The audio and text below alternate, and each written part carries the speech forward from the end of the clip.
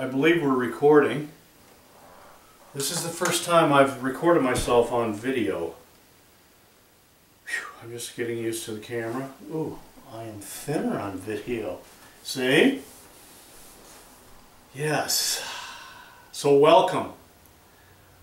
This is a test pilot video for communication I want to bring to the world.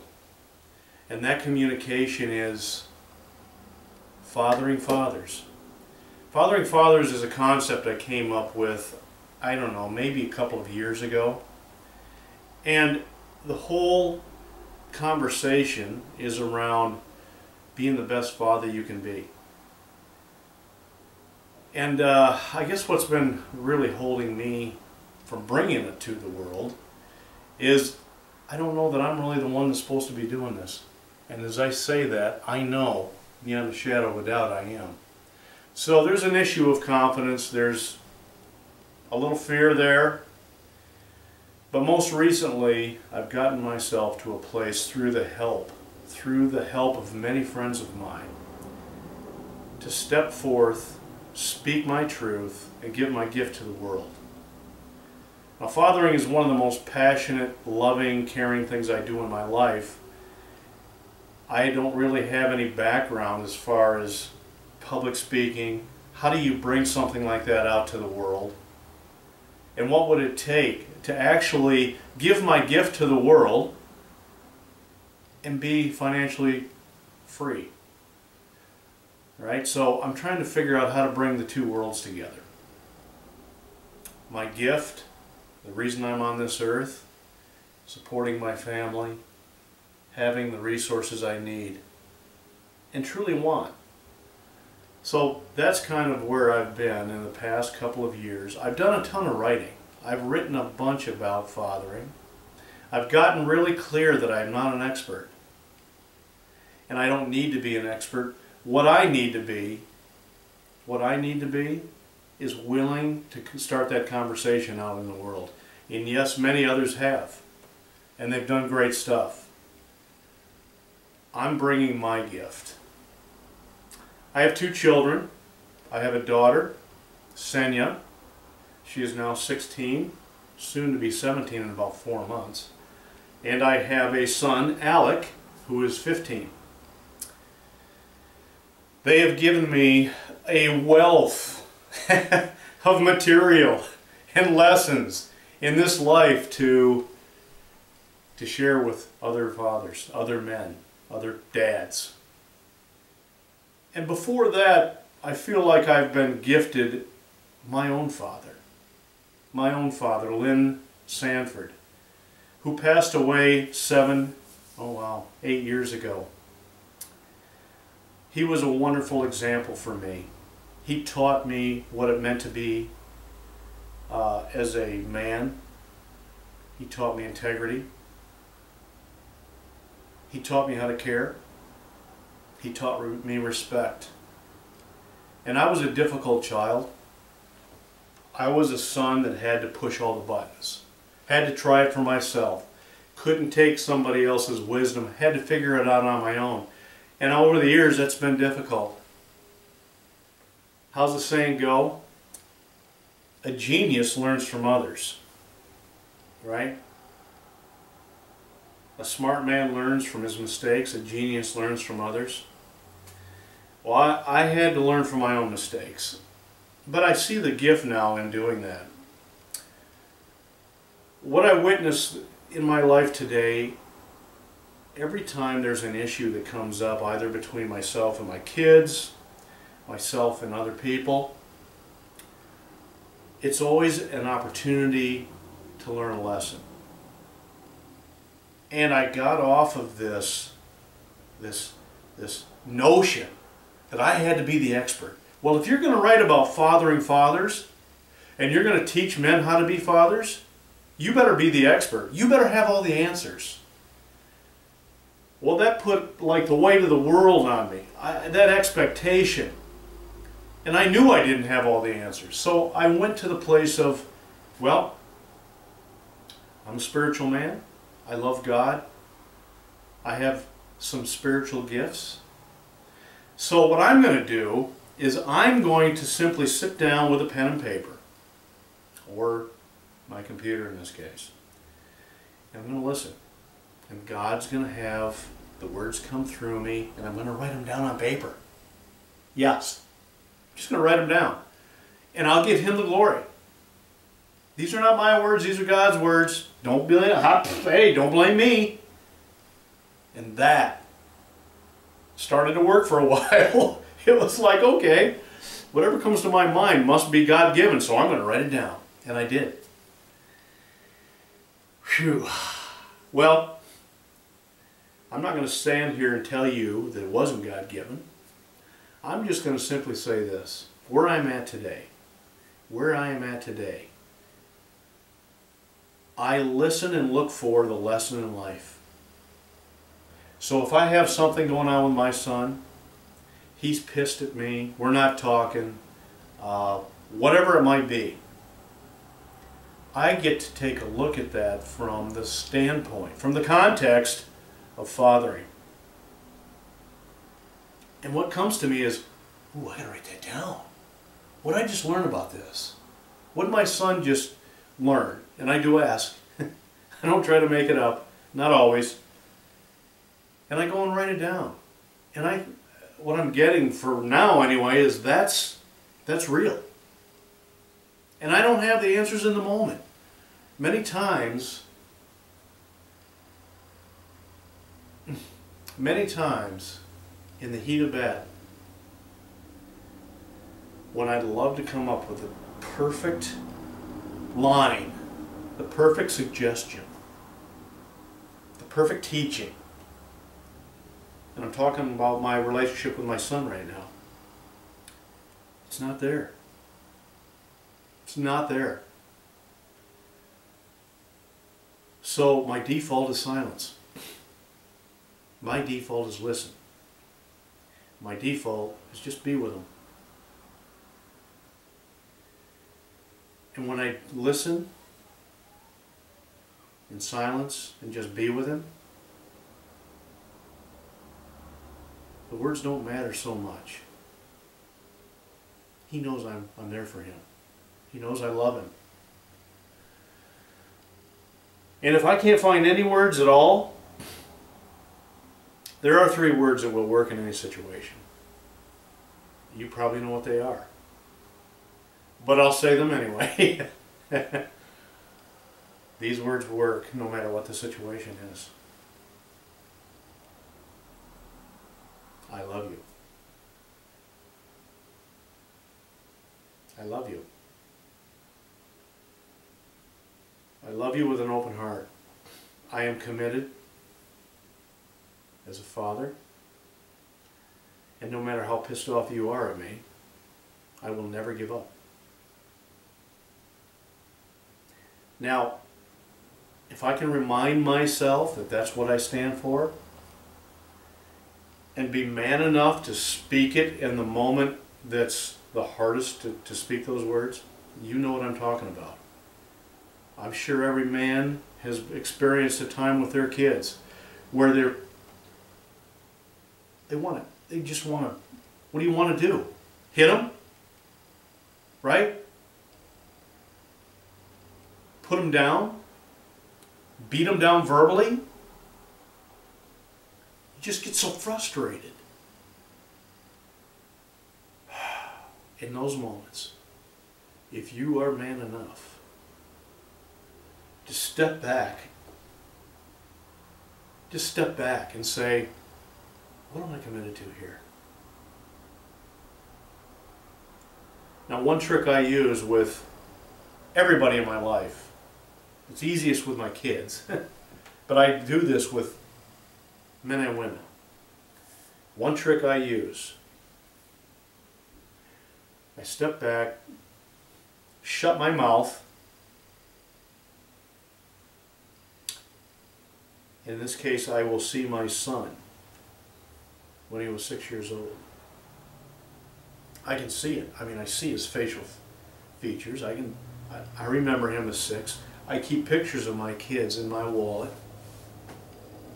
and around the house when they were very young. it reminds me of how much I love that little child. It reminds me of the nurturing, of a simpler time, simpler than teenage years, but it reminds me who I really am as their father, and the commitment I made when they were born. Now in this case, my two kids are adopted, but karmically, I'm committed to them from the day they were born. And I just, I get in touch with how much I love them as a human being and their beautiful personalities. And when I can get in touch with that, even in the heat of, I'd like to fucking knock, right? I'm just telling the truth here, because those feelings come over me. I've had my ass whooped a few times by my father when I was completely out of line. Now, I chose not to practice that with my kids. I don't hit them. I don't have to. What I found is the power within. I can be a very intimidating person. Not because I'm physically large or incredibly strong or mean, or anything like that. It's just my presence can be intimidating, especially in the energy of anger. Whew. And I can see it in my children. I call them children, they're young adults, but they'll always be my children. I didn't get that for years and years and years and years, and actually it started to interrupt my relationship. It started to create distance. And I could never really figure that out. I can be intense. I can get in people's face, and it's usually from a place of either of fear. It's not either. Right? Fear generates anger. Fear generates jealousy. Fear generates hate.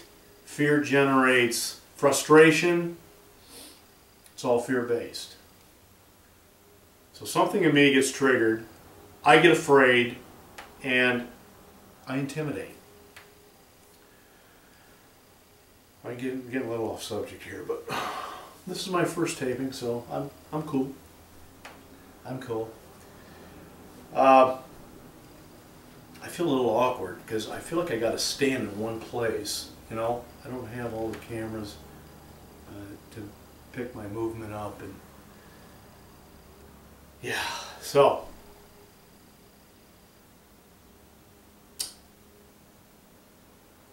where I was going with that, and you'll find I tend to go on tangents. Hey Mike, come on back. Where were you? Oh yeah, the 3 words, right? The 3 words that work in any situation when you don't have the right words to say, when you feel like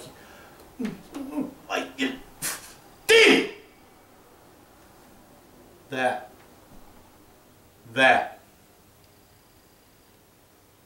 The 3 words. I love you. I love you. And I know you're pissed. And you know what? I'm pissed too. I'm frustrated. I'm frustrated. And I'm your dad, and I will never give up on you. Never. I've told my son that a number of times, and most recently. He's going through, he's 15 and a half, right?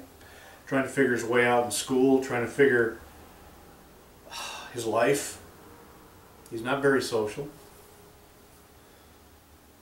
He loves his technology, like any young man does. I mean, he'll sit in front of that computer screen, and it's not just mindless. I want to preface this. He has developed an ability to edit video. The games that the kids play, right? He's learned how to edit those. He's learned how to take 3 or 4 different software applications that are fairly sophisticated. Photoshop's one, Adobe Illustrator's another, but there are 2 other levels that go well beyond those. And he's starting to master them at 15 years old. This kid's got a future. I'm telling you, it's bright. It's a bright future. But right now he's in that funky time in life. I know I was there at 15. I couldn't stand to be around my parents, my mom especially. I love you, Mom. Just telling the truth. My dad was my friends were my escape, really. But I've always loved my dad. My dad was my hero. Always.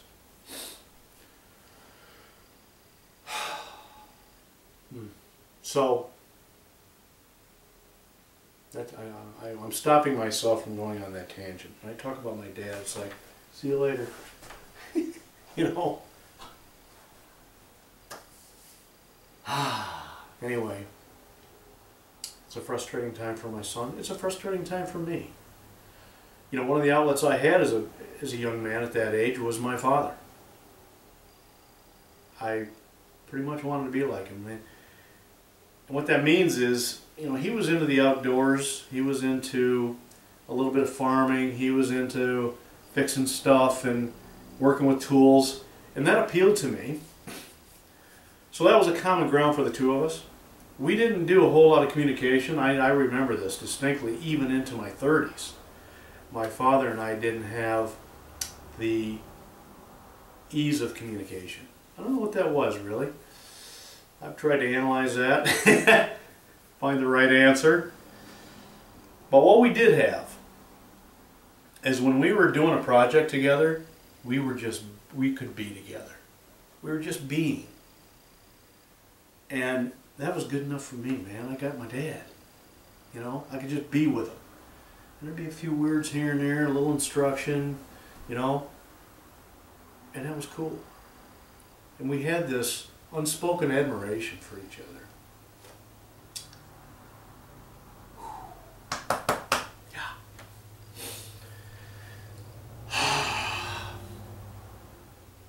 And so anyway, that has always been the picture that I've had from my relationship with my son, right? Gotta tell you something. That picture doesn't fit. Excuse me. It's not that way with my son and I. And I will say this. My son does admire me at some level. And I need to open up and receive that. I admire my son deeply. I have fought for him in the school systems ever since he was in 2nd grade. Well, Alec got a learning disability, you see, and well, he doesn't, his penmanship is just horrible, and you know, we think maybe he's ADHD. We're concerned, and I'm sitting there thinking, you know what? Let me explain something to you. When he was 3 years old, he knew how to reboot a computer, and I'm not lying or exaggerating. If he couldn't play that little game, well, he'd just go back through the menu and knock down the PC to restart. It wasn't just like pushing the button and killing everything. You know, when you do that 10 years ago, it kind of screwed up your machine. So he would back out of his program, back down to the operating system, hit restart. 3 years old. Now, if the kid can figure that out, really, he can figure anything out. That's what I see in it. The teachers don't always see that, so his mom saw it too, and she and I have been an advocate for him. And so we fought for him, as parents do. So when it comes down to Alec and myself, He doesn't always want to be with me. It's a struggle sometimes just to get him to transition from mom's house to my house. We're divorced. I keep trying to put him in that box. I keep trying to put him in, this is how I was with my dad. My dad was my hero. I wanted to be with him because being with my mom sucked at the age of 15. Okay? I had commonalities with my father I enjoyed doing even though we couldn't really talk. It was the doing. And out of the doing was the being together. I guess what I'm seeing now as I speak this to the camera, and I know I'm getting long-winded, but hey, this is my second time, so I'm cool with that. Alec and I are very much alike like that. Once he does engage in whatever we're doing, and I'm going to talk a little bit about engaging as a father into what your son's interested in, not only your son engaging into what his father's interested in. We're going to hold that conversation for later. When he does engage, things like skeet shooting, we go out and cut wood. He runs a chainsaw. You know, he's done that since he was 13. He's mowed the lawn since he was 10. I have the utmost faith in him, in his ability to handle machinery, to be safe. He's got great common sense. And so I put him in situations that many parents would think, that's way too risky, you're foolish. And I pride myself on being able to trust my son and trust my judgment and still push him.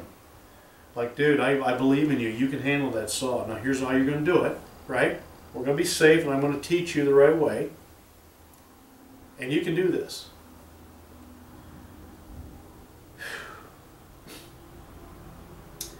The other thing that's really a gift to me and to Alec is my brother.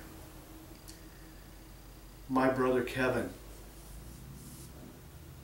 loves my son Alec and vice versa. They adore each other.